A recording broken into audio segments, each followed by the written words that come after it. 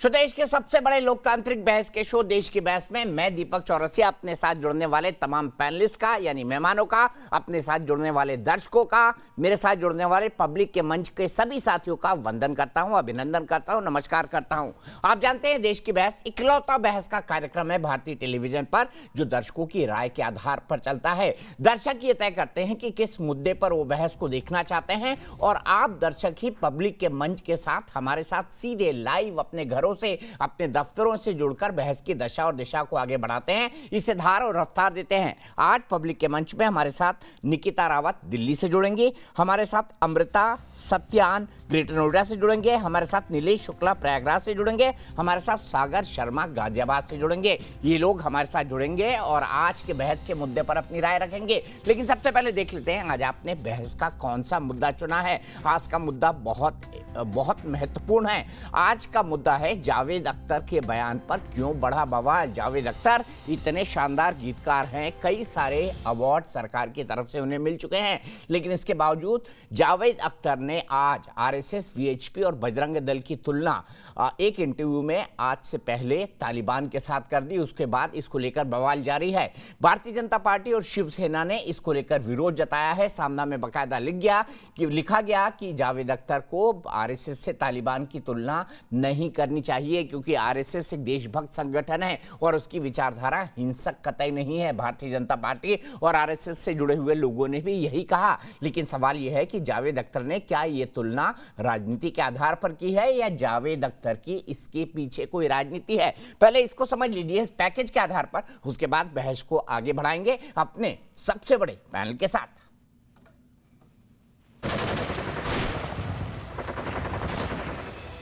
गीतकार जावेद अख्तर के विवादित बोल ने नया विवाद खड़ा कर दिया है। जी हां, 2 दिन पहले दिए एक बयान में उन्होंने आरएसएस यानी राष्ट्रीय स्वयंसेवक संघ जैसे संगठन की तुलना सीधे खूंखार तालिबान से कर डाली, जिसके बाद बीजेपी ने उनके खिलाफ मोर्चा खोल दिया है। बीजेपी नेता और केंद्रीय मंत्री नारायण राणे के बेटे नितेश राणे ने जावेद अख्तर को चिट्ठी लिख अपनी आपत्ति जताई है। उन्होंने कहा, तालिबानी आतंकवाद के साथ हिंदू धर्म और आरएसएस की आपसी तुलना एक सुनियोजित रणनीति की तरह दिखती है। तालिबानी राजदूत के रूप में कार्य करते हुए उनकी विचारधारा को हिंदू धर्म के साथ तुलना करके महिमा मंडित किया जाता है। देश की तरक्की के लिए आरएसएस हमेशा सोचती है। उस आरएसएस के बारे में ऐसी घिनौनी बातें करते अपनी तालिबानी वृत्ति दिखाई है। शिवसेना ने भी अपने मुखपत्र सामना के जरिए गीतकार जावेद अख्तर की आलोचना की है और हिंदुत्व की तालिबान से तुलना करने को हिंदू संस्कृति का अपमान बताया है। शिवसेना ने भी साफ कहा कि आरएसएस राष्ट्रीय निर्माण वाला संगठन है। देश के किसी भी संस्था या संगठन का तालिबानियों से तुलना करना मुझे लगता है ठीक नहीं है। ये देश एक मजबूत लोकतंत्र वाला देश है। हालांकि जावेद अख्तर के बचाव में कांग्रेस नेता तारिक अनवर उतर आए हैं। जावेद अख्तर जी ने जो कहा वो बिल्कुल सही बात कही है। तालिबान जो है वो यही काम करता है कि जो उनके मर्जी के खिलाफ कोई भी अगर खड़े होने की कोशिश करता है तो उसकी आवाज़ को दबा दिया जाता है। तो यही काम आरएसएस, बीजेपी भी कर रही है। दरअसल जावेद अख्तर पहले भी कई विवादित बयान देते रहे हैं, लेकिन जावेद साहब की इस बार जुबान कुछ ज्यादा ही खराब हो गई। देश की बहस में चर्चा है कि जावेद अख्तर ने किस मानसिकता के तहत संघ जैसे देशभक्त संगठन और समाज को एकता के सूत्र में बांधने वाले संगठन को खूंखार तालिबान से तुलना कर डाली। इस तरह के विवादित बयान देने के पीछे क्या कोई एजेंडा है? और देश की बहस में हमारा सवाल आज का इसी से जुड़ा है। क्या जावेद अख्तर का बयान राजनीति से प्रेरित है? हम आपसे ये पूछ रहे हैं, हाँ या ना में आप इसका जवाब दे सकते हैं। जवाब कैसे देना है आपको पता है। आप हमारी वेबसाइट पर जा सकते हैं, आप हमारे मोबाइल ऐप को डाउनलोड कर सकते हैं जिसे डाउनलोड करना बेहद आसान है। आप हमारे ट्विटर हैंडल पर जा सकते हैं, आप हमारे फेसबुक पेज पर जाकर भी वोट कर सकते हैं। कार्यक्रम के अंत में हम देश के बहस के दर्शकों की क्या राय है ये हम आपको दिखाएंगे। लेकिन शो के दौरान अगर आपकी कोई राय है या सुझाव है, आप मुझे कई बार मैसेजेस करते हैं कि आप शो के अंदर शामिल होना चाहते हैं, तो प्लीज एक व्हाट्सएप कर दीजिए 9711000066 पर। हम आपको देश की बहस के अंदर अपने घरों से लाइव शामिल करेंगे। सबसे पहले अपने बड़े पैनल को इंट्रोड्यूस करता हूं और मेरे साथ सबसे पहली दर्शक निकिता रावत दिल्ली से जुड़ेंगे। लेकिन उससे पहले मैं इंट्रोड्यूस करता हूं भारतीय जनता पार्टी की राष्ट्रीय स्पोक्स पर्सन संजू वर्मा जी को। मैं इंट्रोड्यूस करता हूं अवनिजेश अवस्थी जी, जो कि प्रोफेसर हैं दिल्ली यूनिवर्सिटी के, पॉलिटिकल एनालिस्ट हैं, संघ के विचारक हैं। मेरे साथ मोहम्मद अली शाह हैं, जो कि जाने माने पॉलिटिकल एनालिस्ट हैं, साथ ही साथ सेना के अंदर भी काम कर चुके हैं। मेरे साथ विवेक श्रीवास्तव जी हैं, जो कि लेफ्ट के नेता हैं, वो भी मेरे साथ जुड़ेंगे। संजू वर्मा जी, सबसे पहले मैं आपसे जानना चाहता हूं, क्या संघ की तुलना तालिबान से करी जा सकती है? तालिबानी वो सोच जो औरतों को लाठी से मारती है, डंडों से मारती है, कोड़ों से मारती है। एक महिला को हम जानते हैं यहाँ पर, अफगानी शरणार्थी, उसकी आंखें निकाल दी तालिबान ने, क्योंकि वो अफगान नेशनल पुलिस फोर्स के अंदर काम करती थी। क्या संघ से ऐसे लोगों की तुलना की जा सकती है? दीपक जी, पहली बात तो ये कि तालिबान तानाशाही में विश्वास रखती है और आरएसएस लोकतंत्र और गणतंत्र में विश्वास रखती है। दूसरी बात, तालिबान सत्ता में थी 1996 से लेकर 2001 में अफगानिस्तान में, और जैसे आपने इंट्रोडक्शन में कहा, जब तालिबान सत्ता में थी कई साल पहले अफगानिस्तान में, तो छोटी कन्याओं को एजुकेशन लेने की मनाही थी। जो युवतियां हैं और महिलाएं हैं, उनको बाहर जाकर, घर से बाहर दफ्तरों में काम करने की मनाही थी। यहां तक कि शरिया लॉ को इतनी बुरी तरह से तालिबानियों ने इंप्लीमेंट किया था कि यदि कोई महिला आंख उठाकर एक पुरुष को देखती है तो उसकी पब्लिक एग्जीक्यूशन की गई है, और ये सब आंकड़ों के समेत पब्लिक डॉक्यूमेंटेशन, पब्लिकली डॉक्यूमेंटेड है। और ये कोई मतलब मैं कहानियां नहीं बता रही हूं यहां पर। और मैं एक चीज कहना चाहती हूँ, सबसे मजेदार बात तो यह है कि 1934 में वर्धा रेजोल्यूशन के दौरान महात्मा गांधी ने कहा था कि आरएसएस का जो योगदान है in abolishing untouchability, in promoting brotherhood amongst Muslims and Hindus, ये सराहनीय है। 1939 में भीमराव अंबेडकर जी, बी.आर. अंबेडकर को तो हर कोई मानता है, चाहे राइट विंग हो लेफ्ट विंग हो, उन्होंने पुणे में 1939 में कहा कि आरएसएस की सबसे बड़ी खूबी यह है that it believes in a casteless society, मतलब जातिवाद के आधार पर कोई भी विभाजन नहीं होना चाहिए, ये आरएसएस का मूल धर्म है। और मुसलमान एक थे, जाकिर हुसैन, जिनकी इंट्रोडक्शन की मुझे जरूरत नहीं है, उनकी बहुत अच्छी लेगेसी रही है। उन्होंने मोंगिर में कहा था that Muslims should learn from RSS the concept of unity and brotherhood। तो जो लोग, जावेद अख्तर जैसे अनपढ़ लोग, ये मैं इनको बोलती हूँ पढ़े लिखे अनपढ़, जावेद अख्तर जैसे पढ़े लिखे अनपढ़ों को थोड़ा बहुत रिसर्च करके अपना मुंह खोलना चाहिए। ये मोदी विरोध करते करते इतना देश विरोधी बन चुके हैं कि जब ये मुंह खोलते हैं, इनको खुद नहीं मालूम होता कि हम लॉजिकली बात कर रहे हैं, रैशनली बात कर रहे हैं, या कट्टरपंथी को प्रमोट कर रहे हैं। और मुझे लगता है Javed Akhtar is a wicket, और ये कट्टरपंथी सोच को बढ़ावा देते हैं। ठीक है, विवेक श्रीवास्तव जी, मुझे बताइए, आपको कहां से आरएसएस जो है तालिबान के बराबर का संगठन लगता है? क्या जावेद अख्तर के विचार से आप सहमत हैं विवेक श्रीवास्तव जी? देखिए, ड्रेस रिहर्सल तो शुरू ही हो गया है। जब जंतर मंतर के ऊपर नारे लगते हैं कि मुल्ले काटे जाएंगे, तो हिंदुवादी संगठनों ने ड्रेस रिहर्सल आरएसएस ने तो नहीं लगाए थे, मेन वो किसी आरएसएस ने तो नहीं लगाए थे, और जिन लोगों ने लगाए वो नॉन अवेलेबल वारंट के तहत जेल में हैं। संगठनों ने, आपको पता नहीं है, आपके वो लोग नॉन अवेलेबल वारंट के साथ जेल में। विवेक, अरे मुझे सब पता है, आप सुनिए जरा। हाँ, तो आप जस्टिफाई ना करें प्लीज, उन लोगों को जस्टिफाई करने दीजिए, आप एंकर हैं, मुझे बोलने दीजिए। तो जब ये नारे जंतर मंतर पे लगते हैं जिसमें आप गलत फैक्ट बोलते तो मुझे टोकना पड़ता है, वरना मैं आपको कभी नहीं टोकता। तो उसके बाद मैंने नहीं टोकना नहीं पड़ता, गलत सच नहीं है sir. Hindu fanaticism in the country, ये एक सच है, ये आपको मानना पड़ेगा। वहां पे मॉब लिंचिंग की वारदात, आप हिंदू हैं, फैनेटिक हैं? हिंदू राष्ट्र, विवेक श्रीवास्तव जी मुझे बताइए, आप हिंदू हैं, फैनेटिक हैं? जबरदस्ती, सुनिए, आप हिंदू हैं, आप फैनेटिक हैं? बताइए ना, आप हिंदू हैं, फैनेटिक हैं?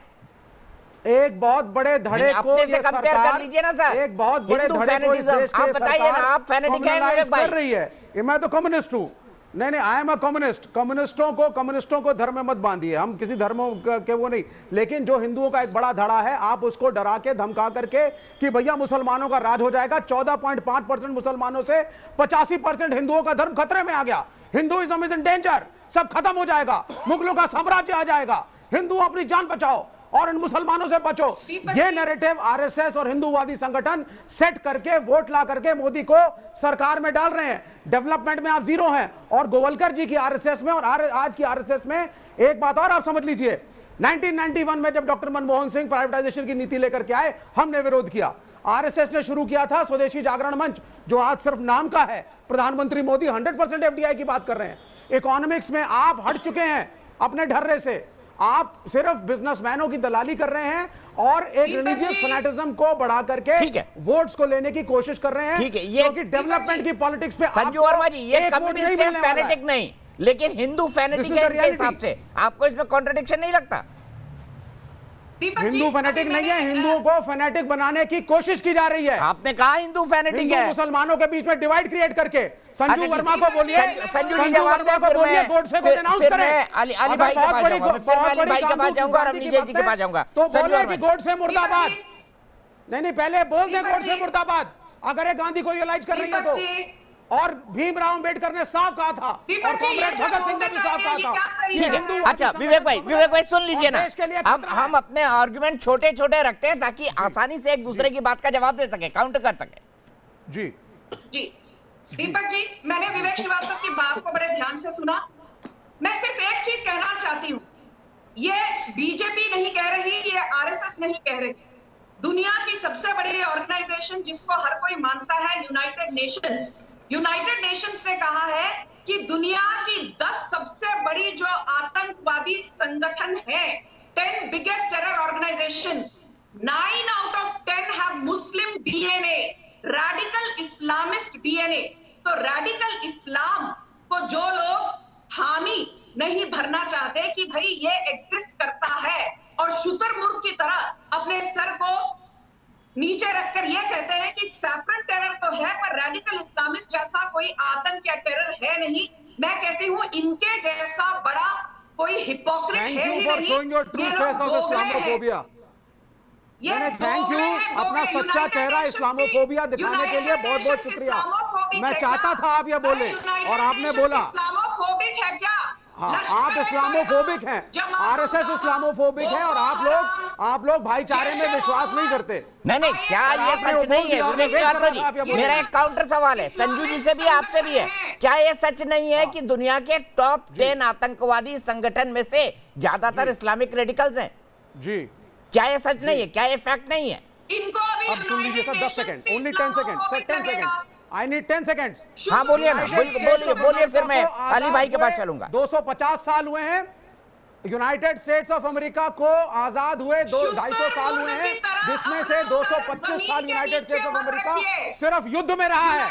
चाहे वियतनाम हो, यूनाइटेड स्टेट्स ऑफ अमेरिका एक टेररिस्ट स्टेट है। वो यूनाइटेड नेशन की बात कर रही है, यूनाइटेड स्टेट्स ऑफ अमेरिका की नहीं, वो यूनाइटेड नेशन की बात कर रही है विवेक श्रीवास्तव जी। तो जब आप विवेक श्रीवास्तव जी, वो यूनाइटेड नेशन की बात कर रही है, यूनाइटेड स्टेट्स की नहीं, अमेरिका की बात नहीं कर रही है। वो यूनाइटेड नेशन की बात कर रही है, संयुक्त राष्ट्र की बात कर रही है, संयुक्त राष्ट्र अमेरिका की बात नहीं कर रही है। मतलब कम्युनिस्ट चश्मा क्या होता है? मैं सीधे अली भाई के पास चलता हूँ। अली भाई मुझे बताइए, क्या आप जावेद अख्तर के बयान से सहमत है? क्या आपको भी लगता है कि आरएसएस, वीएचपी, बजरंग दल, इनकी तुलना तालिबान से की जानी चाहिए? मैंने सबको बड़े तसल्ली से सुना, और विवेक भाई जो हैं हमारे बड़े भाई हैं, उनकी मैं बहुत इज्जत करता हूं और इनकी भावनाएं मैं समझता हूं। बिल्कुल इनकी बात कोई गलत नहीं थी, लेकिन इनका जो कंसर्न है वो मैं समझ सकता हूं। लेकिन मैं आपको ये कहूँगा कि मैं जावेद अख्तर साहब की बात से सहमत नहीं हूँ, इसलिए क्योंकि इट्स अनफेयर है, ये नाइंसाफ़ी है कि किसी भी हिंदुस्तान की ऑर्गेनाइजेशन को तालिबान से कंपेयर करना। अफगानिस्तान में क्या हो रहा है। अब वही चीज़ अगर हम बोलें तब हम वो फेयर हम यहाँ पे लेकर आते हैं, और जो वहाँ पे नारे लगे थे जब मूले काटे जाएंगे, जो गलत बात थी, वो आरएसएस और बीजेपी ने नहीं किया था, वो किसी और की फ्रिंज ऑर्गेनाइजेशन ने किया था, जो कि बहुत ही गलत किया था, और उनके ऊपर सख्त से सख्त कार्रवाई होनी चाहिए। मेरे को ताजुब है कि अब तक उन पे कार्रवाई क्यों नहीं हुई, और विवेक भाई ने बड़ा अच्छा काम किया था उस टाइम। सब जेल में, अली भाई सब जेल में, पिंकी चौधरी उसके जो नेता थे, सो कॉल्ड उनके जो नेता थे वो जेल में है, नॉन बेलेबल वारंट, कोर्ट ने उनको 3 बार बेल देने से इनकार कर दिया, जेल में। फ्रिंज ऑर्गेनाइजेशन बिल्कुल एक्सेप्ट, क्योंकि विवेक भाई ने बहुत ही अच्छा कैंपेन चलाया था, तो इसके लिए उन पे कार्रवाई उन पे होनी पड़ी। अच्छा, अब मुझे लगता है जावेद अख्तर साहब, जिनकी मैं बहुत इज्जत करता हूं, उनका खुद बहुत बड़ा फैन हूं मैं, और उनकी राइटिंग्स का, उनकी शेर शायरी का, मुझे लगता है इनको कुछ इल्म नहीं है अफगानिस्तान के कॉन्स्टिट्यूशन के बारे में, जो कॉन्स्टिट्यूशन 64 का है और 2004 का है। इसमें article 25, article 26, article 27, article 30 B, कुछ उनको इल्म नहीं है इसके बारे में। उनको पता ही नहीं तालिबान करती क्या है। तालिबान जो है खुद वहां पे, जावेद अख्तर साहब ने ये कहा था कि ये तालिबान वहां पे मुस्लिम राज्य चाह रही है, मुस्लिम स्टेट चाह रही है, और उसी तरीके से उन्होंने पैरेलल ड्रॉ किया कि आरएसएस हिंदू स्टेट चाह रही है। अब उनको पता होना चाहिए कि अफगानिस्तान में ऑलरेडी मुस्लिम स्टेट है, वो ऑलरेडी वहां पे मुस्लिम रिपब्लिक है, लेकिन हिंदुस्तान में नहीं है। खैर वो अलग बात है। अब उनको ये भी मालूम नहीं है कि तालिबान करके रहे, वो अपने ही लोगों को मार रहा है, वो वहां पे मुसलमानों को ही मार रहा है। आरएसएस तो यहाँ पे कहीं पे अपने लोगों को, हिंदुओं को नहीं मार रही है। मैं खुद आरएसएस का फैन नहीं हूं, लेकिन जो बात है मैं वो बात साफ रखूंगा, कोई किसी का पक्ष नहीं रखी, मैं बिल्कुल बैलेंस तरीके से, न्यूट्रल तरीके से जो बात है वो स्पष्ट तरीके से बात करूंगा। बिल्कुल सही, दो टूक बात कही अली भाई आपने। आपको दरअसल शेर शायरी के अलावा थोड़ा, बिल्कुल दो टूक बात कही आपने, और आप ही के तर्क में विवेक श्रीवास्तव जी के पास ले चलता हूं। विवेक श्रीवास्तव जी, किस हिंदू को मारा आरएसएस ने, किनकी लिंचिंग कर दी, किसने क्या कर दिया जो आप उनकी तुलना तालिबान से करेंगे? उस तालिबान से जहां पर महिलाओं की आंखें निकाल दी जाती है, 12 साल की लड़कियों का 60 साल के बुड्ढों के साथ जबरदस्ती बंदूक की नोक पे निकाह करा दिया जाता है, इसको आप इस्लामोफोबिया कहेंगे? जी, अब आप सुनिए, मैंने आपको क्या कहा था? मैंने कहा था ड्रेस रिहर्सल तो शुरू हो चुका है। अब आपके ये क्या बात हुई भाई? आज एक एग्जांपल बता दीजिए जब आरएसएस ने तालिबान की तरह बिहेव किया, एक एग्जांपल बता दीजिए मुझे भाई, मेरे को। और जब हिंदुस्तान के कानून के हिसाब से जिन लोगों ने वो किया उसको सजा ना मिली हो, एक एग्जांपल बता दीजिए ना। जी ठीक है, तो अब आप मुझे, हाँ, मुझे बोलने दीजिए आप पहले। देखिए, अब यहाँ संजू वर्मा बैठी हुई हैं, इन्होंने शुरुआत करी गांधी जी से, फिर शुरुआत करी अंबेडकर से, लेकिन जब मैंने कहा कैन यू डिनाउंस गोडसे, तो she can not denounce Godse, Godse के खिलाफ नहीं बोलेंगी कभी। आगे बढ़ते हैं, फिर उसके बाद ये इस्लामोफोबिया पे पहुंच गई। इन्होंने बोला साहब ये मुसलमान खराब होते हैं, देखिए पे सारा का सारा आतंकवाद जो है वो तो मुसलमान फैला रहे हैं। मैंने कहा कि America is the creation of Islamic terrorism, Taliban was created by America. अब क्योंकि ये लोग भाई अमेरिका की तरफदारी करते हैं फॉरेन पॉलिसी में, अमेरिका को नहीं क्रिटिसाइज किया, भाई चाइना पे पहुंच जाएंगे। तीसरी बात स्वदेशी जागरण मंच के बारे में थोड़ा बता दें मुझे। आपकी पॉलिसी 100% एफडीआई गोवलकर को बेच के खा गए आप। आपने एक नया आरएसएस खड़ा करा है, उसके अंदर आपकी economic policy, defence policy, foreign policy स्वदेशी हमें दिखती नहीं। विवेक जी, सम्मान के दायरे में रह के बात कीजिए ना। अब जो सम्मान के दायरे में, सबके साथ, हम सबके साथ सम्मान के दायरे में बात करें। मैंने तो कौन सी मैंने किसका सम्मान नहीं हुआ? किसका सम्मान नहीं हुआ? मैंने किसका सम्मान नहीं हुआ? किसका सम्मान नहीं हुआ? क्यों करूं मैं गोवलकर का सम्मान? क्यों करूं मैं गोवलकर का सम्मान?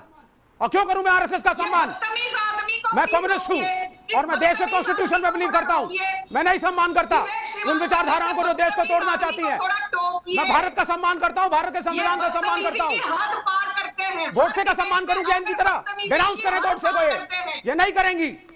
ये इस्लामोफोबिया को लेकर के बैठी है, ये करें डिनाउंस हिंदू राष्ट्र को। आप डिनाउंस करिए हिंदू राष्ट्र को, आप बोलिए कॉन्स्टिट्यूशन, तब मैं आपको सम्मान दूंगा। आप डिनाउंस करिए राष्ट्र को, आप बोलिए कॉन्स्टिट्यूशन सेकुलर और रहेगा, मैं दूंगा सम्मान सबको।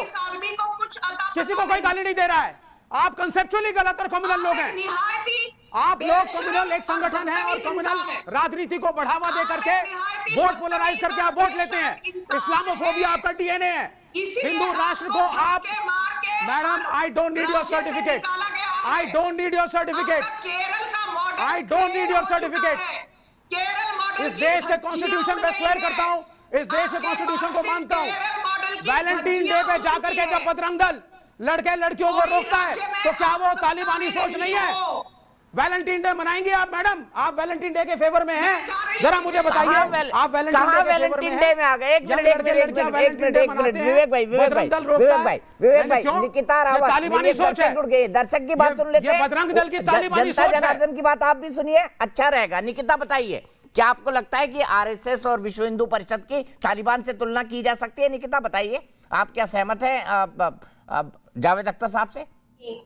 नहीं, जावेद अख्तर सर ने जो स्टेटमेंट बयां करी है कि तालिबान और आरएसएस की तुलना जो उन्होंने एक साथ करी है वो उसके बाद से सहमत नहीं है, क्योंकि हमारा जो देश है वो पूरा एक सेक्युलर और डेमोक्रेटिक कंट्री है और उसमें इसका मतलब हुआ कि हम किसी को भी सेक्स, कास्ट, रिलीजन उसके बेसिस पे डिस्क्रिमिनेट, तो आरएसएस तो हमारे सपोर्ट करता है ना, तो उसको हम तालिबान के साथ तुलना कैसे?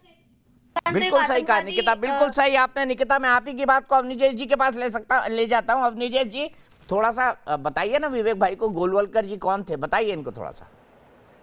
दीपक जी, मैं एक बात बड़ी साफ से कह दूं, बीच में कोई बोलेगा मैं डिबेट छोड़ दूं। मैं किसी के बीच में बोलता नहीं और ना मैं टॉलरेट करता। जिसके बारे में आज ये कहा गया, 2-3 बातों का मैं जवाब देता हूँ जो यहाँ पर आई है। पहली बात ये कि उनका कि ड्रेस रिहर्सल तो शुरू हो गया है। 1 महीने पहले की बात कर रहे हैं ना। 30 साल पहले इसी देश में कश्मीर में एक ही संप्रदाय के हिंदुओं को वहां से पूरी तरीके से निकाल दिया गया। जावेद अख्तर की कलम से मुंह से एक शब्द तक नहीं फूटा, आज तक नहीं फूटा।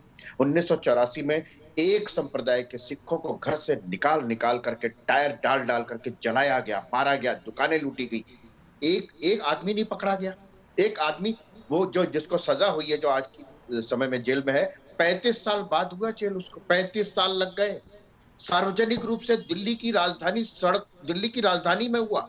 3 दिन तक लगातार होता गया। हजारों सिख मारे गए, दुकानें लूटी गई, घर से लड़कियों को पकड़ा गया, कोई कुछ नहीं बोला। और सबसे बड़ी बात ये, इन्होंने कहा संख्या कि कहां पर 100 करोड़ हिंदू और 10-12% के मुसलमान हैं। यही तो आप कह रहे थे कि तालिबान जो हैं वो 60-70 हजार थे, अफगान की सेना 3 लाख थी, फिर भी हार गई। यहाँ बाबर आया था कुछ 100 सिपाहियों को लेकर के, जयचंदों की वजह से यहाँ पर मोहम्मद गौरी ने राज किया, मोहम्मद गजनवी ने राज किया, तैमूर लंग आया, नादिर शाह आया, अहमद शाह अब्दाली आया, चंगेज खां आया, बाबर आया। कितने नाम गिनाऊं? किसी एक हिंदू का नाम आप बता सकते हैं जिसने कभी किसी पर आक्रमण किया हो?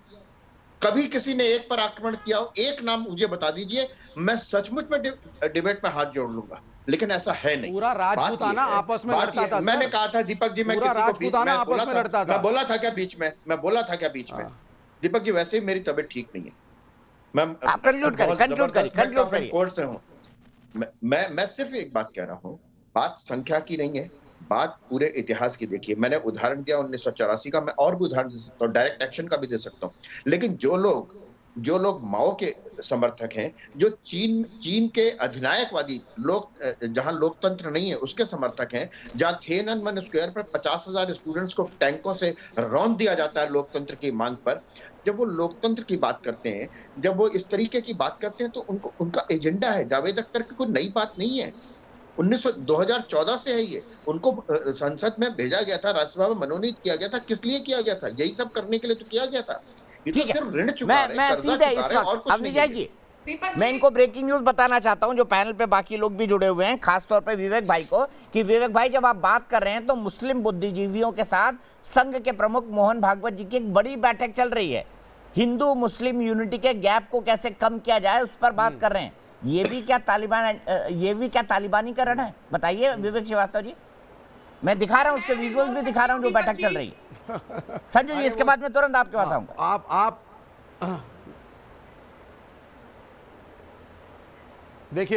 देखिए ऐसा है, ऐसी मीटिंगों के चलने से कभी शेर और बकरी में मित्रता नहीं हुई है। एक बात को आप समझ लीजिए। तो आप मान रहे शेर और बकरी में मित्रता नहीं हो सकती, हिंदू और मुसलमान में मित्रता नहीं हो सकती, आप मान के चल रहे हैं? नहीं, यही कम्युनिज्म की फिलॉसफी है। आपने बिल्कुल हो सकती है। आपकी मानसिकता जो शेर वाली है उसको बदलिए, शेर वाली मानसिकता को बदलिए और मित्रता की मानसिकता रखिए। वो तब होगी जब आप अपने एजेंडे में से हिंदू राष्ट्र के बजाय एक सेक्युलर इंडिया के कॉन्सेप्ट को प्रमोट। हर कोई खड़ा होकर के आरएसएस के लिए ताली बजाएगा, मैं भी बजाऊंगा, इस साथ में सब। आप पहले अपने हेट के एजेंडा को साइड में रख के एक यूनिफाइड डाइवर्स इंडिया है उसको एक्सेप्ट करें, उसके अंदर यूनिटी की बात करें, यूनिटी एंड डाइवर्सिटी की, हिंदू मुस्लिम एकता की बात करें, और ये राष्ट्र सबका है। मुझे संजू वर्मा जी, मुझे स्मरण में नहीं आता जो गोडसे की विचारधारा है, जब आरएसएस ने ये कहा हो कि हम सेक्युलर इंडिया को मानते ही नहीं, विवेक श्रीवास्तव क्यों जोर देकर इस बात को बोल रहे हैं?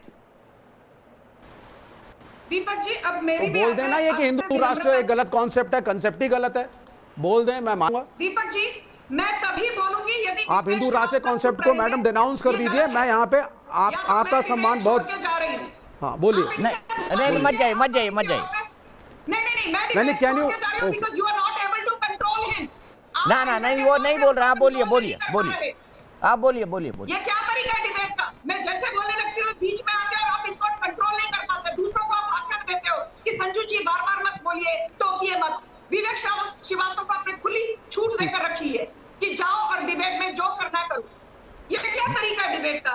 बिल्कुल नहीं दे रखी संजू जी, वो चुप बैठे हैं, बिल्कुल चुप बैठे हैं। देखिए ना, आप जब से बोल रहे हैं बोल नहीं रहे हो, एक बार बोले फिर रुक गए हो। आप बोलिए। विवेक श्रीवास्तव बीच में टोकेंगे तो मैं डिबेट छोड़ के जाऊंगी, इतना आप सुन लीजिए। Thank you.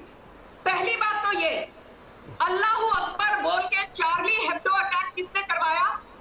रेडिकल इस्लामिस्ट ने। ब्रसल्स बॉम्बिंग किसने करवाई? रेडिकल इस्लामिस्ट ने। ऑरलैंडो नाइट क्लब शूटिंग किसने करवाई? रेडिकल इस्लामिस्ट ने। स्वीडन में लोन वुल्फ अटैक किसने करवाया? रेडिकल इस्लामिस्ट ने। मक्का मदीना की बॉम्बिंग किसने करवाई? रेडिकल इस्लामिस्ट ने। और सुनिए, अभी हाल ही में काबुल में बॉम्बिंग किसने करवाई? रेडिकल इस्लामिस्ट ने। अल्लाहू अकबर का नारा देकर महिलाओं का कत्लेआम करना, अल्लाहू अकबर और नारा तकबीर बोलकर ग्लोबल जिहाद के नाम पर लोगों को बम से उड़ा देना, ये रेडिकल इस्लाम की नस्ल है। और जो लोग इसको इनकार करते हैं, आप इनको इस्लामोफोबिक मत बोलिए। हम सच बोल रहे हैं और आपको सच कड़वा लगता है। यही जावेद अख्तर है जो हिंदुओं का अपनी पिक्चरों में मजाक दीपक जी, आपको उत्तर मिल गया? मोहन भागवत की मीटिंग का उत्तर आपको इन्होंने दे दिया। मोहन भागवत की मीटिंग का उत्तर आपको मिल गया दीपक भाई? क्या इन्होंने बताया? मैं सीधे अली भाई के पास चलता हूं। अली भाई, इन्होंने ये बताया कि आरएसएस मुसलमानों और इस्लाम के बारे में क्या सोचती है। अरे अली भाई को भी सुन लीजिए, फौज में रह चुके हैं, इतने शानदार वक्ता हैं, उनको भी सुन लीजिए, तो थोड़ा ज्ञानवर्धन होगा। अली भाई मुझे बताइए, क्या ये सच नहीं है कि यूएन जिन टॉप 10 और टेररिस्ट ऑर्गेनाइजेशन की बात करता है, उसके पीछे रेडिकल इस्लामिज्म है, इस्लाम का विकृत स्वरूप? देखिए, बड़ी बदकिस्मती की बात है कि कोई भी जो रेडिकल हो, कोई भी एक्सट्रीम तरीके का रास्ता अपनाए, वो गलत है। चाहे हिंदू रेडिकल हो, चाहे मुसलमान रेडिकल हो। मैं सन 2019 में जब पुलवामा हमले हुए थे, तब एक ओपन लेटर लिखा था, तो मैंने एक ओपन लेटर लिखा था जैश-ए मोहम्मद को, और उस पर मैंने समझाया कि भैया जिहाद का असली मतलब क्या होता है। अभी संजू वर्मा जी कह रही हैं अल्लाह अकबर। अल्लाह अकबर का मतलब होता है एक्चुअली गॉड इज ग्रेट। जैसे हम कहते हैं जय श्री राम, और कहना भी चाहिए, अच्छा शब्द, अच्छा लगता है सुनने के लिए। वैसे ही अब जो भी रेडिकल, मैम मैंने तो आपको इंटरप्ट नहीं करा, देखे आपको पूरा देश देख रहा है। आप बीजेपी की नाक कटवा रही है मैडम, आप बीजेपी की नाक कटवा रही हैं। हमने किसी के हाथ पांव नहीं काटे, आप बोलकर हमने बम नहीं उड़ाए। आपको बीजेपी से तकलीफ है? नहीं, इनको बीजेपी से तकलीफ है, आपको बीजेपी से तकलीफ है। विवेक भाई, इनको बीजेपी से तकलीफ है, इनको तकलीफ है बीजेपी से। मैडम, आपको तकलीफ है बीजेपी से। विवेक भाई, इनको तकलीफ है बीजेपी से। दरअसल बात ये है, नहीं ड्रामा एक्सपोज हो रहा है, पहुंच गई मेरे तक। मेजर अली, ये बहुत अच्छी बात हो रही है, कम से कम यहाँ पे इनका इस्लामोफोबिया एक्सपोज हो रहा है। आइडियोलॉजी के चलते 10 करोड़ लोगों को माओ ने मार दिया, एक्सपोज हो गया। विवेक भाई, इनको तकलीफ है बीजेपी से। जो खाली बर्तन होते हैं ना, खाली बर्तन, वो ज्यादा शोर करते हैं। इस्लाम, कुरान, मुसलमानों के प्रति जो इनकी हेटेड है, शोर नहीं करते। वो सामने आ गई है। संजू वर्मा जो है, इनके पास कंटेंट ही नहीं है बोलने का, तभी ये चीख के बातें कर रही हैं, और ये बीजेपी की नाक कटा रही है। अरे हैरानी की बात है, संजू वर्मा जो है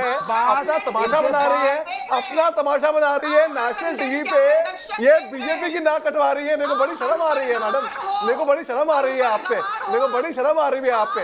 आपको अकल नहीं है, आपका दिमाग नहीं है, आप अपनी दिमाग की संतुलन खो बैठी हैं, तभी आप ये बात। अरे आप सूझ, यहाँ पे लंग पावर नहीं, दिमाग की पावर। आवाज तेज मत करिए, दिमाग को तेज करिए अपना है। अब मैं आपको समझाता हूँ, अगर आपको बीजेपी से कोई तकलीफ है, उन्होंने आपको पोजीशन नहीं दी, इनकी तकलीफ क्या है मैं बताता हूँ। इनकी तकलीफ क्या है? इनकी तकलीफ ये है, इनको लगता है कि बीजेपी इनको प्रवक्ता नहीं, इनको मिनिस्टर बनाए है, और मिनिस्टर बनाया नहीं, केवल प्रवक्ता बना रखा है, इसलिए आपको तकलीफ हो रही है। आप मोदी जी के अगर खिलाफ आपको एक अच्छा प्रवक्ता बनना है ना, सबसे पहले आपको एक अच्छा लिस्टर बनना चाहिए, एक बातों की सुननी चाहिए। ये विवेक भाई जी थे तो बहस करनी भाई, विवेक भाई ने अच्छा दोनों झगड़िए मत, जनता जनार्दन की आवाज सुनिए। मेरे एक दर्शक अली भाई संजू जी, मेरी एक दर्शक अमृता सत्य ग्रेटर नोएडा से जुड़ गई है, उनकी राय जान लेते हैं, जनता क्या सोचती है मुद्दे के बारे में वो भी समझ लेते हैं, फिर मैं पैनलिस्ट के बाद वापस आऊंगा। अमृता बताइए, क्या जावेद साहब ने सही कहा कि भाई आरएसएस और तालिबान दोनों एक तरह के हैं? नहीं, मुझे लगता है कि जावेद अख्तर साहब ने जो आरएसएस, वीएचपी और बजरंग दल की तुलना तालिबान से की है, वो किसी भी प्रकार से मान्य नहीं है, क्योंकि आरएसएस एक देशभक्त स्थिति है और तालिबान जिस रास्ते पे चल रहा है वो क्रूरता से भरा है और उन लोगों में बिल्कुल भी इंसानियत या दया भाव नहीं है। ठीक है, बहुत बहुत अच्छा बोला अमृता, आपने बहुत सुंदरता के साथ आपने बात कही। और इसी बीच मेरे साथ सीधे नितेश राणे जुड़ गए हैं, जो कि भारतीय जनता पार्टी के नेता हैं। सीधे नितेश के पास चलते हैं। नितेश, आपने जावेद साहब को एक पत्र लिखा है, क्यों और आपको क्या लगता है कि ये एजेंडा राजनीति से प्रेरित है? अगर ऐसा कहा है जावेद साहब ने तो उसके पीछे क्या राजनीति नजर आ रही है आपको? नहीं, जावेद साहब ने हमेशा जब ये इस तरह की वक्तव्य की है तो उनको कुछ ना कुछ तो उसमें से कॉन्स्पिरेसी हमको हमेशा दिखती है। जावेद साहब ने कभी भी जब भी ट्रिपल तलाक का निर्णय आया तभी जावेद साहब ने भूमिका कभी कुछ ली नहीं, उन्होंने कभी प्रशंसा की नहीं, कभी भी वो और उनके फैमिली ने, अख्तर फैमिली ने कभी भी मुसलमान भाइयों और मुसलमान समाज के लिए अलग से कुछ तो विधायक और सोशल काम करने की, मदद करने की कभी कुछ कोशिश की नहीं है, कभी कुछ हमको सुनाई में नहीं आया है। उनको इस तरीके का वक्तव्य देके कुछ तो षड्यंत्र रचने की कोशिश कर रहे हैं। इस तरह के सीधा इसका संदेश हमको दिख रहा है। जावेद साहब ने जिस तरीके से पूरी मुझे आरएसएस हो, बजरंग दल हो और विश्व हिंदू परिषद की तुलना की है, मुझे ऐसा उनको पूछना है कि इस तरीके का वक्तव्य वो पाकिस्तान और तालिबान में जाके कर सकते हैं क्या? और इस तरीके का वक्तव्य देने के बाद उनको उधर 1 मिनट खड़ा भी होने देंगे क्या? और उनको इस तरीके का वक्तव्य किस हिसाब से दे रहे वो भी हमको समझ में नहीं आ रहा है। क्योंकि जो कुछ आज तालिबान में हो रहा है, जो जिस तरीके के महिलाओं के ऊपर, छोटे बच्चों के ऊपर जिस तरीके के उनका ये सब जो कहानियां हम लोग सुन रहे हैं, कौन सी उस तरीके के हादसे हमारे देश में हुए, ये जावेद साहब ने बताना चाहिए। इसलिए मैंने उनको एक खुला पत्र लिख के इतना ही पूछा है कि आप हमारे साथ डिबेट करने आइए, आप किसी भी न्यूज रूम में हमारे साथ आइए और बताइए ना कि तालिबान के तरीके से कौन सी ऐसी हादसा है ना हमारे देश में हुई है जिसका डायरेक्ट लिंक आरएसएस, विश्व हिंदू परिषद और बजरंग दल से है। सिर्फ इस तरीके का वक्तव्य देके वो निकल नहीं सकते। या तो अगर उनके पास कोई प्रूफ नहीं होगा तो उन्होंने माफी मांगनी चाहिए। इस तरीके की बात मैंने उनके सामने कही है। आप चाहते हैं वो माफी मांगे? क्योंकि प्रूफ तो उन्होंने दिया नहीं, ना ही आपके बयान के बाद या आपके पत्र के बाद ना उसका कोई जवाब दिया है, ना कोई ओपन बहस के लिए वो आ रहे हैं। आपको लगता है कि उनको इस बयान के लिए अनकंडीशनल बिना शर्त माफी मांगनी चाहिए? नहीं, क्योंकि अगर उनको ये वक्तव्य देने के बाद अगर वो किसी भी संस्थाओं का अगर तुलना अगर तालिबान के साथ कर रहे हैं और अगर उनके पास कोई प्रूफ नहीं है तो माफी मांगनी चाहिए ना। फिर कौन से बलबूते के ऊपर वो कह रहे हैं कि आरएसएस, विश्व हिंदू परिषद और बजरंग दल तालिबान जिस तरह है? क्या हो रहा है आज तालिबान में? जावेद अख्तर साहब को मालूम है? या तो 2-3 दिन जाके रह के आए तालिबान में और फिर बताइए कि उसमें और जो हमारे देश में हो रहे हैं उसमें क्या फर्क है। आज आरएसएस हो, विश्व हिंदू परिषद हो, बजरंग दल हो, वो जिस तरीके से देश में अलग अलग विधायक काम कर रहे हैं, लोगों को मदद करने का काम कर रहे हैं, तो उस तरीके का कौन सी चीज तालिबान में हो रही है? और जावेद अख्तर जी को क्या मालूम है तालिबान में क्या चल रहा है? इसलिए जाके आ जाए वहां से 2-4 दिन, हफ्ते भर में अपने पूरे फैमिली को जाके लेके जाए, उधर रह के आप वापिस आए और बताए हमको। इसलिए माफी मांगनी ही पड़ेगी, दूसरा कोई भी रास्ता उनके पास नहीं है। अगर वो माफी नहीं मांगते तो आप क्या करेंगे नीतीश? कैसे निषेध करेंगे उनका, कैसे विरोध करेंगे, कैसे अपनी जो सांकेतिक विरोध है वो दर्ज कराएंगे? 8 दिन का वक्त हम लोगों ने उनके पास दिया है। हमने एक खुली चर्चा की मांग की है। जावेद अख्तर जी को अगर उनको कुछ भी उनको कहना है तो हमारे पास आ सकते हैं। ऐसा नहीं कि हम लोग सिर्फ विरोध के लिए विरोध कर रहे हैं।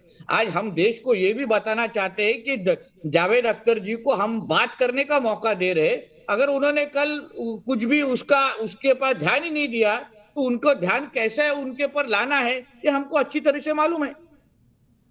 क्या आपको लगता है यह सेक्युलर राजनीति की मजबूरी है कि ऐसे संगठनों को गाली दी जाए या उनके बारे में इस तरह की तुलना की जाए जो बिल्कुल देखिए, जावेद अख्तर जी ये जो पश्चिम बंगाल वेस्ट बंगाल में हुआ था तभी वो बहुत ज्यादा खुश हुए थे, वो और उनका पूरा फैमिली। ये जैसे मैंने पहले भी कहा है, जावेद अख्तर जी ने कभी भी ट्रिपल तलाक जैसे बड़े निर्णयों के ऊपर मोदी जी की कभी प्रशंसा की नहीं। इनको हमेशा इसी तरीके का षड्यंत्र करना है, गंदी राजनीति करनी है और उसी हिसाब से जावेद अख्तर जी पहचाने जाते हैं। तो मुझे ऐसा लगता है कि जावेद अख्तर जी का इस बयान के पीछे एक बहुत बड़ा षड्यंत्र है। और उसके साथ भी मैं ये भी कहना चाहता हूं दीपक जी कि वो इस तरीके का षड्यंत्र, इस तरीके का वक्तव्य क्यों दे पाते हैं? क्योंकि महाराष्ट्र में एक ऐसी सरकार बैठी है उद्धव ठाकरे जी के नेतृत्व में जो इस तरीके के वक्तव्यों को प्रोत्साहन देती है। आज इस तरीके का वक्तव्य वो उत्तर प्रदेश में जाके नहीं दे सकेंगे, मध्य प्रदेश में जाके नहीं दे सकेंगे, वो सिर्फ महाराष्ट्र में दे सकते हैं, वो सिर्फ अपना वेस्ट बंगाल में दे सकते हैं, झारखंड में दे सकते हैं। और महाराष्ट्र में शिवसेना की जो सरकार है वो उसमें उनको मदद कर रही है, इसलिए जावेद अख्तर इस तरीके का वक्तव्य दे सकते हैं। ठीक है, बहुत बहुत शुक्रिया नीतीश, क्योंकि शिवसेना ने भी आज सामना में उनका ओपन तौर पर विरोध किया है। तो मुझे नहीं लगता कि हम इसमें राजनीति का समावेश करें, लेकिन ये भी एक फैक्ट है कि इसके पीछे का पॉलिटिकल मकसद क्या है। नए पैनल को इंट्रोड्यूस करता हूं। कौन कौन मेरे साथ जुड़ गए? मनोज यादव जी जुड़ गए, भारतीय जनता पार्टी के राष्ट्रीय प्रवक्ता अवनीश अवस्थी जी बने हुए हैं, मोहम्मद अली शाह साहब बने हुए हैं मेरे साथ, और विवेक श्रीवास्तव बने हुए हैं। अली, मैं आपके पास आना चाहूंगा और आपसे सीधे मांगना चाहूंगा कि भाई जो लोग ये बातें करते हैं उनको थोड़ा सा तो ये भी सोचना चाहिए कि चलिए थोड़े दिन अफगानिस्तान में रह के आते हैं, थोड़े दिन काबुल कंदार घूमते हैं, फिर करते हैं कि क्या तुलना होनी चाहिए। विवेक भाई, आप भी थोड़े दिन घुमाइए। वरना उनको इंडिया में धमकाया जाएगा, उनके घर का घेराव किया जाएगा, अगर मुख्यमंत्री बीजेपी का होगा तो जेल में डाला जाएगा। फ्रीडम ऑफ एक्सप्रेशन होता नहीं है। सुनिए, फ्रीडम ऑफ एक्सप्रेशन की कोई कहानी नहीं है। योगी के उत्तर प्रदेश में आओ तो आरएसएस अच्छा है कि तालिबान अच्छा है? अपनी बहन बेटियों को एक बार तालिबान भेज तो भैया, तालिबान को एक्नॉलेजमेंट तो यूनाइटेड नेशन सिक्योरिटी काउंसिल में आपने दी है। अरे भाई, चीनी यूनाइटेड नेशन सिक्योरिटी काउंसिल में तालिबान को मान्यता तो मोदी साहब ने दी है। तो आप कंफ्यूज हैं, आपको बीजेपी की लाइन ही नहीं पता है। You don't even know the Indian government line. अरे भाई, जो चीनी एजेंट है, सुनो चीनी एजेंट तरीके से एक बात सुन लो। अगर आरएसएस की तुलना करना चाह रहे हो तो कोई चीनी एजेंट नहीं है। इमैच्योरिटी से बात मत करो, मैच्योरिटी से थोड़ा बात करिए। फ्रीडम ऑफ एक्सप्रेशन इस देश में है। जावेद अख्तर एक सम्मानित इंटेलेक्चुअल है और उनको धमकाना गलत है। राष्ट्रीय स्वयंसेवक में राष्ट्रीय महिला सेवा। अच्छा, एक सवाल में Manoj Yadav ji, freedom of expression की बात की इन्होंने। मैं एक बात जानना चाहता हूँ। अली, मैं आपके पास 1 मिनट के अंदर आ रहा हूँ। विवेक भाई, मुझे बताइए, चाइना में फ्रीडम ऑफ एक्सप्रेशन है ना? जी नहीं, मैं इंडिया में रहता हूं कि चाइना में, और आप कहां रहते हैं? इंडिया में सवाल पूछ रहा हूं, आप नाराज क्यों हो रहे हैं? आप बताइए ना, फ्रीडम ऑफ एक्सप्रेशन है चाइना में। कर रहे थे आप, चाइना को छोड़िए। जिस नीतीश का नहीं, आप मेरी बात सुने। ये मनोज यादव को इंडियन गवर्नमेंट की लाइन नहीं पता। इंडियन गवर्नमेंट ने ऑल अपोजिशन पार्टीज की जो मीटिंग बुलाई, उसके बाद यूनाइटेड नेशन सिक्योरिटी काउंसिल में तालिबान को मान्यता दी है। Now he is confuse.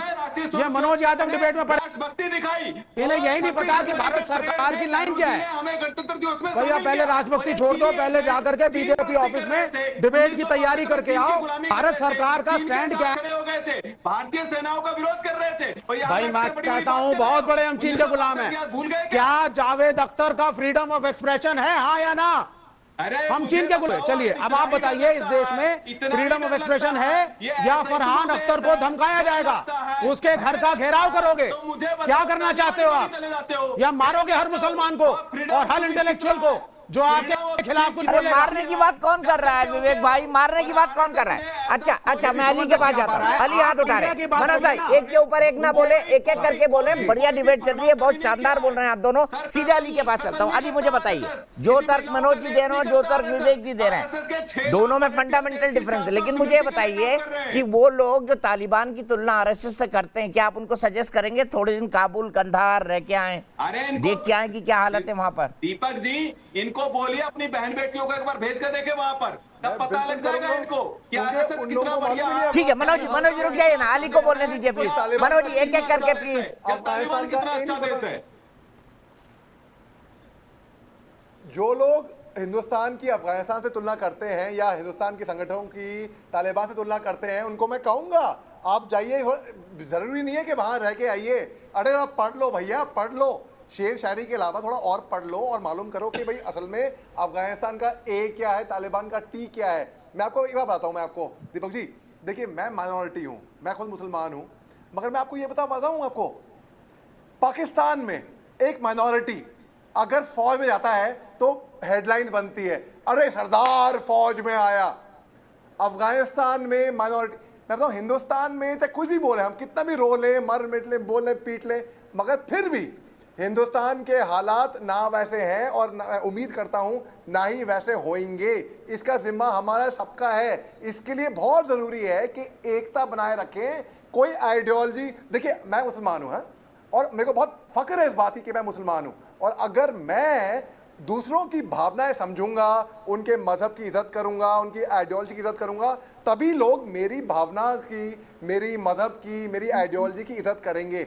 और मेरा ऐसा मानना है कि अगर हमको देश को आगे बढ़ाना है तो हमको बंटने की कोई ज़रूरत नहीं है, हमें एकता से एक साथ। मैं आपको मोहन भागवत की बात कोट करता हूं, जो कि आरएसएस के चीफ हैं।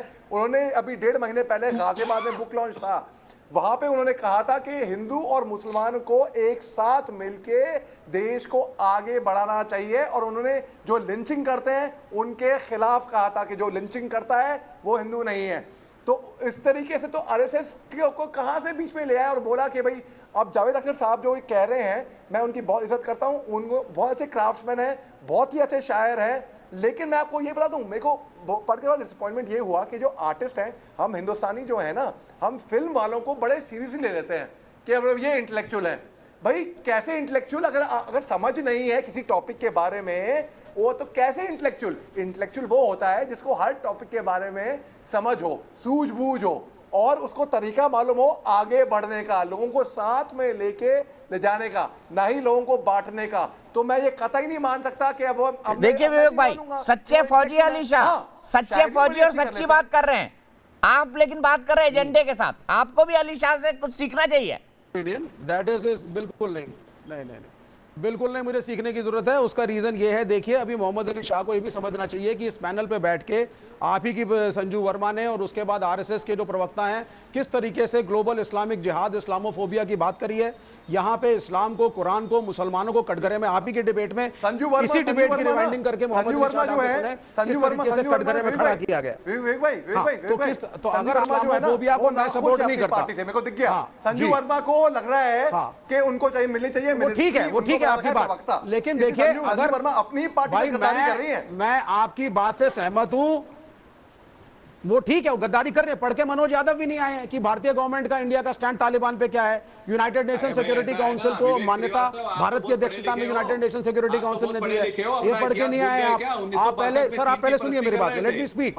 आप भैया मेरा इतिहास मत करो, तू मैं मत आओ। अगर इंटेलेक्चुअल बात कर सकते हो मेरे से तो करो, वरना सड़क पे जाके चीखा चिल्ली करो जिस लायक हो। या तो आप लॉजिक से बात करिए। अफगानिस्तान में बोली जाती तो आपका सर कलम हो जाता जी, सर कलम हो जाता। अभिव्यक्ति की आजादी भाई साहब, मैं अफगानिस्तान में नहीं, हम भारत के नागरिक हैं, हमारा एक कॉन्स्टिट्यूशन है। आप चाइना अफगानिस्तान क्यों जा रहे हैं? क्या आप इंडिया को चाइना बनाना चाहते हैं, अफगानिस्तान बनाना चाहते हैं, अमेरिका बनाना चाहते हैं? ठीक है, अच्छा दोनों रुकिए। अब नीलेश जी हाथ उठा रहे हैं, उनके पास जाऊंगा, लेकिन उससे पहले नीलेश शुक्ला मेरे दर्शक प्रयागराज से जुड़ गए। नीलेश बताइए, जावेद जी की बात से आप सहमत हैं, विवेक जी की बात से सहमत है, किससे सहमत? धन्यवाद दीपक जी। जावेद अख्तर जैसे लोगों की बात से तो मैं सहमत कतई हो ही नहीं सकता। सर पहली बात तो ये कि ये सब वही टुकड़े टुकड़े और लेफ्टिस्ट मानसिकता वाले गैंग्स के जुड़े हुए लोग हैं। पिछली सरकारों में इनकी बातें अच्छी तरीके से सुनी जाती थी, उनको कोई तकलीफ नहीं थी। अब सर इनकी मानसिकता पूरी नहीं हो पा रही है, इसलिए इनको सारी आपत्तियां हैं। सर हम तो आरएसएस की प्रार्थना मेरे सुबह प्रार्थना करते हैं, विजेत्री जना संगता कार्य शक्तिर विधाया से धर्म से संरक्षण। सर हम तो विधायिका के धर्म का पालन हम आरएसएस हमको रोज सुबह ही सिखाता है। सर हम ऐसे कर सकते हैं, लेकिन इन जैसे लोगों को, जावेद अख्तर साहब लोगों को, जो लोग आइडियल बनाते हैं अपना, वो ऐसी ऐसी बातें उनको सिखा रहे हैं। ठीक है, सबसे ज्यादा अवनीश जी मैं इस सवाल को एक लॉजिकल एंड तक लेने आना चाहता हूं जो नीलेश ने कहा है। नीलेश ने कहा ये लोग इसलिए चिल्लाते हैं सेक्युलरिज्म के नाम पर क्योंकि इनकी बातें अब सुनी जाना बंद हो गई इस देश में। ना लोग सुनते हैं, ना सरकार सुनती है, ना बुद्धिजीवी सुनते हैं। क्या ये फ्रस्ट्रेशन है जो इस तरह के बयान सामने आ रहे हैं? दो बातें मैं आपके सामने साफ कर देता हूँ। विवेक श्रीवास्तव ने दो बातें कही, या उन जैसे लोग दो बातें कहते हैं, उन दोनों बातों का मैं जवाब दे रहा हूँ। पहली बात उन्होंने कहा इस्लामोफोबिया। तालिबान किनको मार रहा है? मुसलमानों को मार रहा है। तो हम किसके खिलाफ हैं? मारने वाले के खिलाफ। मरने वाले के साथ हैं, जो पिट रहे हैं वहां पर वो भी मुसलमान है। अगर इस्लामोफोबिया होता तो हम कहते कि जो मर रहे हैं, जो पिट रहे हैं, उनको भी मरने दो। उनके साथ नहीं है ना हम। जिनके साथ दुर्व्यवहार हो रहा है, जिनकी बहन बेटियों के साथ, महिलाओं के साथ, जिन परिवारों के साथ वहां पर हो रहा है, वो सब मुसलमान है। जो वहां से लाए जा रहे हैं वो भी तो मुसलमान है। तो इस्लामोफोबिया कहां से हो गया? हम रेडिकलिज्म के खिलाफ हैं, हम आतंकवाद के खिलाफ हैं, हम इस बर्बरता के खिलाफ हैं। और जहां तक संघ की बात है, मैं अलीशा जी ने बहुत बढ़िया बात कही है। मैं सिर्फ एक बात, मैं परम पूजनीय गुरुजी हमारे जो द्वितीय सरसंघचालक थे, उनकी बंच ऑफ थॉट से 3 लाइनें पढ़कर सुना देता हूँ। शायद अलीशा जी ने तो मोहन भागवत जी की बात को कोट किया, मैं गुरु गोलवलकर जी की, जिनके बारे में बहुत ही अपमानजनक शब्दों में बात कर रहे थे, 2 लाइनें सिर्फ कोट कर रहा हूँ। 126 नंबर पेज पर है। हमें ईश्वर को किसी भी नाम से पुकारने से आपत्ति नहीं है। हम संघ के लोग पूर्ण रूपेण हिंदू हैं, इसीलिए हमें प्रत्येक पंथ और सभी धार्मिक विश्वासों के प्रति सम्मान का भाव है। जो अन्य पंथों के प्रति असहिष्णु है वह कभी भी हिंदू नहीं हो सकता। यह परम पूजनीय गुरुजी ने लिखा है। अब बताइए आप, वो तालिबान से इनकी तुलना की जा सकती है क्या? ये जावेद अख्तर को कहिए कि अर्थ फिल्म बनाने वाले, अर्थ फिल्म को जीने वाले बहुत अलग है। वहां तो फिल्में भी नहीं बन सकती। वीरे दी वेडिंग वहां पे बनाने वाले और काम करने वाले नहीं, देखने वाले तक को कोड़े लगेंगे वहां पर। वहां तो फिल्म सब, शायरी वायरी सब, संगीत सब बंद है वहां पर। बेरोजगार हो जाएंगे। आप कह रहे हैं कि अफगानिस्तान चले जाएं। अरे काहे को जाएंगे भाई? तो सर अरे काहे को जाएंगे वहां? ये गीत संगीत सब बंद है वहां। विवेक जी, संगीत सब बंद है सरकार ने दी है। तो मैं दीपक जी, मैं किसी के बीच में बोलता नहीं हूँ। गलत बोल रहे हैं। मैं दीपक जी, मैं किसी के बीच में बोलता नहीं हूँ। आप सुने, वहां पर अगर हिंदुस्तान का हर नागरिक उसके साथ खड़ा है, जिसको तालिबानी मार रहे हैं, तो वो मुसलमान है। अच्छा ठीक है, ठीक है। देखिए अवनीश जी ने क्या बात कही, विवेक जी सुनिए ना, लॉजिक सुनिए उनका। भाई तालिबान जिसको मार रहा है, मनोज यादव जी उसका ही समर्थन कर रहे हैं ना। भाई तालिबान किसको मार रहा है? मुसलमान को मार रहा है। तो कहां से इस्लामिक फोबिया हो गया? किस तरह से इस्लामोफोबिया बताइए ना। मुसलमान को मारा जाए तो ठीक, ये किस हिंदू ने कहा? बताइए ना विवेक जी, बताइए। इंडिया की बात करिए ना सर, आप इंडिया की बात ना सर, आप मैं अवस्थी जी से अपील करूंगा, एक बार हिंदू राष्ट्र के कॉन्सेप्ट को डिनाउंस करें। अरे ये डिनाउंस करें। गजब बात हो गई। ठीक है, मैं आता हूँ, हिंदू राष्ट्र पे भी आऊंगा। अगर आप कह रहे हैं ना संघ गुरु गोलवलकर जी की बातें उन्होंने पढ़ के सुनाई आपको, मैं हिंदू राष्ट्र पे भी आऊंगा, उस पर भी बात करूंगा। मेरे साथ जेबा खान भी जुड़ेंगी। अली भाई कुछ कहना चाहते हैं, एक ब्रेक के लिए रुकना पड़ रहा है मुझे। स्वदेश की बहस में हम बात कर रहे हैं गीतकार और मशहूर शायर जावेद अख्तर उस बयान पर जिसमें उन्होंने तालिबान की तुलना आरएसएस, वीएचपी और बजरंग दल से की है। क्या ये तुलना उचित है उस तालिबान से जो बर्बरता का जीता जागता एग्जाम्पल है? इसी पर बात करने के लिए हमारे साथ कई सारे खास मेहमान जुड़े हुए हैं। मेरे साथ भारतीय जनता पार्टी के राष्ट्रीय प्रवक्ता मनोज यादव जी हैं, मेरे साथ लेफ्ट के नेता विवेक श्रीवास्तव जी हैं, मेरे साथ अली शाह साहब हैं जो कि सेना में रह चुके हैं और जाने माने पॉलिटिकल एनालिस्ट हैं, मेरे साथ अवनीश अवस्थी साहब हैं, प्रोफेसर है डीयू के, संघ के जानकार हैं, मेरे साथ जेबा खान जी हैं जो कि एक पॉलिटिकल एनालिस्ट हैं। सीधे सबसे पहले चलता हूं सागर शर्मा, मेरे एक दर्शक गाजियाबाद से जुड़ गए हैं। सागर, क्या कहेंगे, क्या आपको जावेद साहब का बयान उचित लगता है?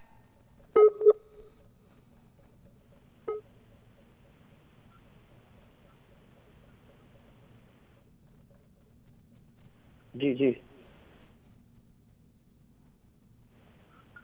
बताइए सागर जी। नमस्कार जी, मैं गाजियाबाद से सागर शर्मा। मैं बताना चाहूंगा जिस हिसाब से जावेद अख्तर जी का कहना ये है जो तुलना कर रहे हैं तालिबान से, बजरंग दल और इसकी आरएसएस की, ये तुलना गलत है। दरअसल उन्हें एक बार तालिबान होके आना चाहिए और देखना चाहिए किस तरीके से वहां पे महिलाओं का साथ दुराचार हो रहा है, क्या व्यवहार हो रहा है।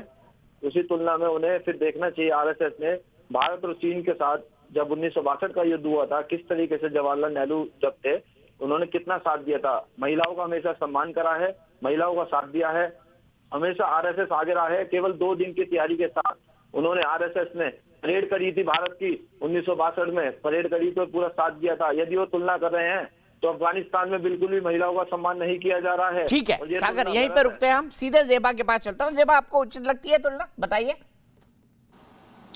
जी बहुत हद तक तो सही है दीपक जी ये तुलना, क्योंकि जिस तरह आरएसएस का एजेंडा है वो धर्म के आधार पर है और धर्म को महत्व देता है, उसी तरह तालिबान भी कट्टरवाद पर चलता है और धर्म को महत्व देता है। तो ये बहुत हद तक सही है, इसमें कुछ गलत नहीं है। और जहां तक मैं मीडिया चैनल की और इसमें हल्ला करने की बात है, तो ये नहीं होना चाहिए, क्योंकि पहले हमें अपने देश के हालात को देखना चाहिए कि हमारे देश में क्या हालात चल रहे हैं। लेकिन आजकल अपने देश की हालात है जेबा, तालिबान जैसे हालात देखिए दीपक जी बोलने दीजिए, महिलाओं को मारा जाए, कोड़े मारे जाए। जी हाँ बिल्कुल जैसे हालात चल रहे हैं। दीपक जी एक मिनट प्लीज, मैंने इंटरप्ट एकदम बोलने दीजिए, पहले बोलने दीजिए। Please don't interrupt me, please Manoj ji सुन लीजिए, आप बिल्कुल सवाल पूछिएगा, मैं सीधे आपके पास आऊंगा। जेबा को अपनी बात करने दीजिए, जेबा बोलिए। खिलाफ में फरमान जारी हुआ है, कौन सा? दीपक जी पहले उन्हें चुप कराइए। जवाब दीजिए दीपक जी, जो हालात चल रहे हैं ना, जो हालात चल रहे हैं, मेरे बीजेपी के पहलवान, ये बीजेपी के पहलवान को थोड़ा सा बोलिए खड़ा होकर के आ जाए। देखिए ऐसे ही ये लोग प्रोपेगेंडा चलाती है देश के खिलाफ। देख लीजिए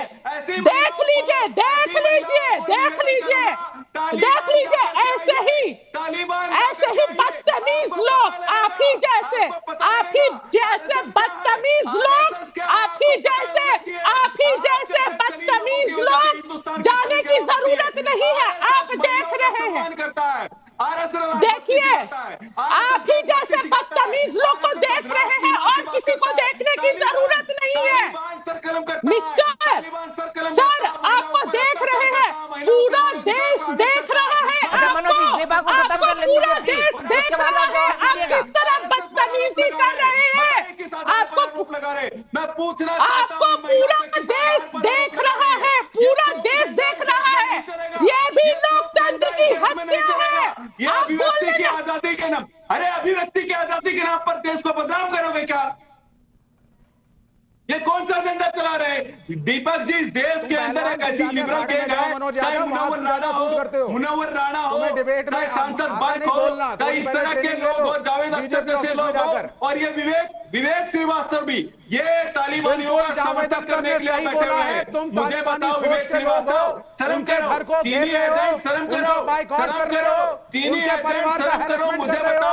मुझे बताओ कितने महिलाओं का बलात्कार हुआ, कितने फरमान सुनाए गए, किसका तुमने खत्म कर दिया, अरे किसका सर कलम हुआ? मुझे बताओ विवेक श्रीवास्तव, जरा बताओ सरकारी तंत्र यूज कर बताओ रहे हो। हिंदुस्तान को अगर बताओ टॉलरेंट होते आरएसएस तो ने कौन से फरमान जारी किए हैं, आरएसएस ने किसकी हत्या की है, टॉलरेंट होते तो जावेद अख्तर से डिस्कशन करते। टॉलरेंट नहीं हो, इनटॉलरेंट हो। ये इनटॉलरेंट इंडिया है, Modi is India, Modi is India is intolerant India. आने को तैयार है, लेकिन उस तालिबानी अफगानिस्तान खूब चीखो और नारा लगाओ। रैली चल रही है, रैली देखो ऐसा है, रैली नहीं चल रही है विवेक श्रीवास्तव, तुम्हारे जैसे प्रोपेगेंडा करने वाले टुकड़े टुकड़े गैंग के लोग भारत रैली करो, रैली। ये प्रोपेगेंडा नहीं चलेगा। अच्छा मनोज यादव जी, अली शाह कुछ कहना चाहते हैं, जेबा की लाइन कट गई, अली के पास चलता, अली बताइए, अली बताइए।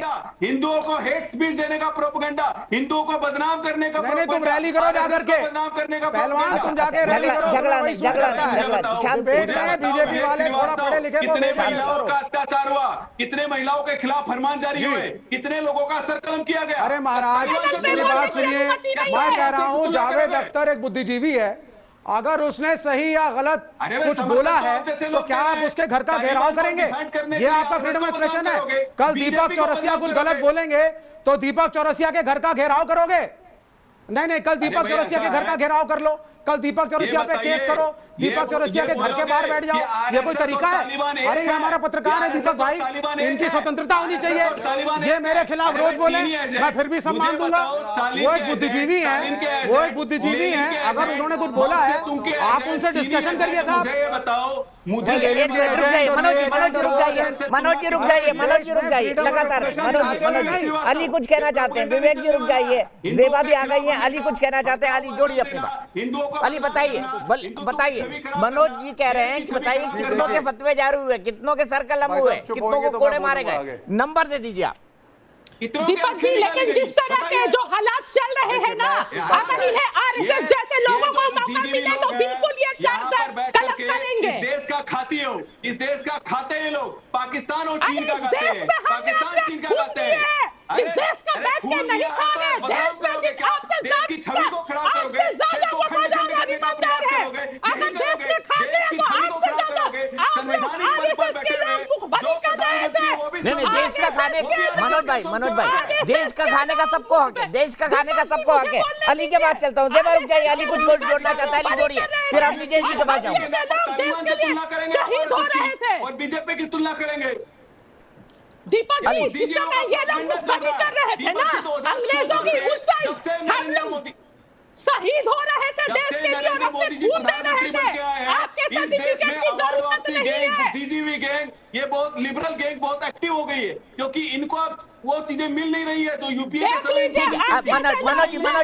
मनोज जी अली जवाब देना चाहते हैं आपको, अली बोलिए। मनोज जी कह रहे हैं कि फिगर बता दीजिए भाई कितनों के सर कलम हुए। मनोज जी रुक जाइए, सब्र करिए, मनोज जी सब्र करिए, मनोज जी सब्र करिए, अली की आवाज से। सेना को गाली दीपक जी जेबा एक मिनट रुक जाइए, अली कुछ कहना चाहते हैं, उसके बाद में तुरंत आपको नहीं, पहले मुझे बोलने दीजिए। देखिए एक आप तो जहर उगलेंगे देश के खिलाफ। अरे पहले ठीक है, लेडीज फर्स्ट, महिलाएं पहले, आप बोलिए लेडीज फर्स्ट, बोलिए। संविधान का विरोध करते हो, नहीं इनको बोलना है, बोलिए। सर्वोच्च न्यायालय में विश्वास नहीं है, यही देश में अच्छे काम होते हैं उनको। अरे बोलिए,